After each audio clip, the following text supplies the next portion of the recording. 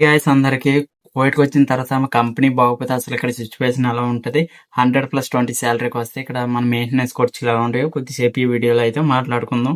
నా పేరు చొప్పన వస్తుంది. ఎవరైనా మన ఛానల్ కొత్తగా వస్తే లైక్ చేసి సబ్స్క్రైబ్ చేసి కామెంట్ చేయండి. ఇలాంటి రిలేటివ్ వీడియోస్ కావాలంటే మన ఛానల్లో ఉంటే ఒకసారి చూడండి.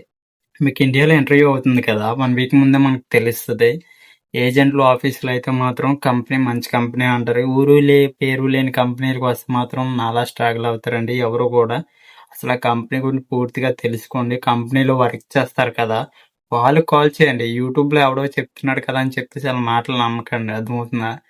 కంపెనీలో ఎవరైతే వర్క్ చేస్తారో వాళ్ళు కాల్ చేసి medical insurance and salary cutting చేసుకుంటున్నారు లేదా, మెడికల్ లీవ్ ఇస్తుందా లేదా, మనం 1 అవర్ కన్నా ఎక్కువ ట్రావెలింగ్ చేస్తే ట్రావెలింగ్లో మనం పనిచేసిన 25 మినిట్స్ అయితే అందులో కలపాలన్నమాట. అండ్ ఓవర్ టైం కూడా ఉంటుందో లేదో తెలుసుకోండి.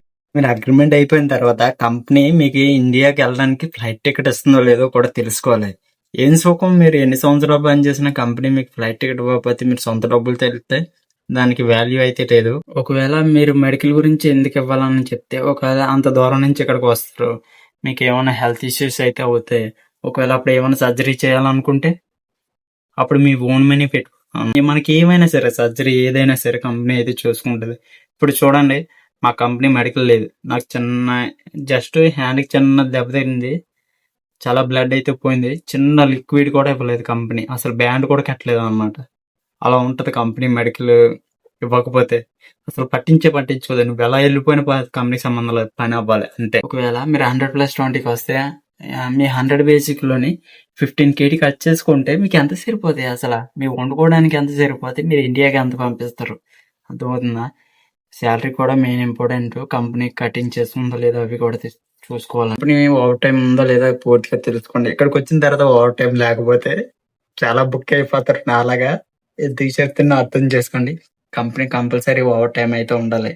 ఏజెంట్ మాటలు అయితే మాత్రం కంపల్సరీ వెనకండి. ఆఫీస్ మాటలు అయినా సరే నమ్మకండి. ఈ కుకింగ్ చేసుకోవడానికి మినిమం అయితే 35 KD అయితే అవుతుంది అనమాట. మంచిగా వండుకుంటే. లేదు అడ్జస్ట్ అయ్యి ఉండగలను అనుకుంటే మాత్రం 25 KD అయితే కంపల్సరీ అయితే అవుతుంది.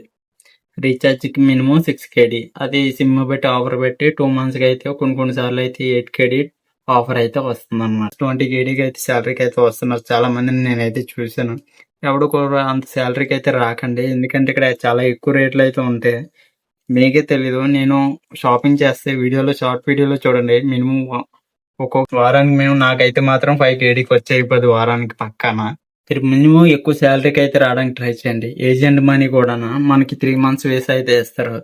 వాళ్ళు మనకి 1,20,000 నుంచి 1,50,000 అయితే చార్జ్ చేస్తారు అనమాట. చాలా మంది మీరు అప్పుడు ఏమన్నా అనుకోండి, ఏజెంట్ అయితే మాత్రం మీ దగ్గర మినిమం 50,000 60,000 ఎక్కువే తీసుకుంటాడు. ఆఫీస్లో మినిమం 60,000 కట్టాలి, 70,000 ఎంతో కట్టాలి.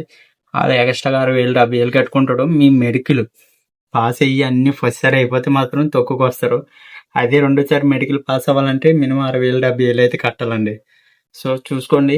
నన్ను అడిగితే మాత్రం కోవిడ్ వచ్చి కన్నా దుబాయ్ అలా వెళ్ళండి. ఎందుకంటే ఓవర్ టైం చేసుకున్నప్పుడు అండ్ ఫ్రైడే సండే పూట చేసుకుంటారు కదా, అప్పుడు మీరు గంట చేసుకున్నందుకు అరగంట అయితే కలుపుతారు అనమాట. సో ఇదండి. కంపల్సరీ కంపెనీ గురించి తెలుసుకొని కోవిడ్కి రండి. ఎవరైనా మన ఛానల్కి వస్తే లైక్ చేసి సబ్స్క్రైబ్ చేసి కామెంట్ చేయండి.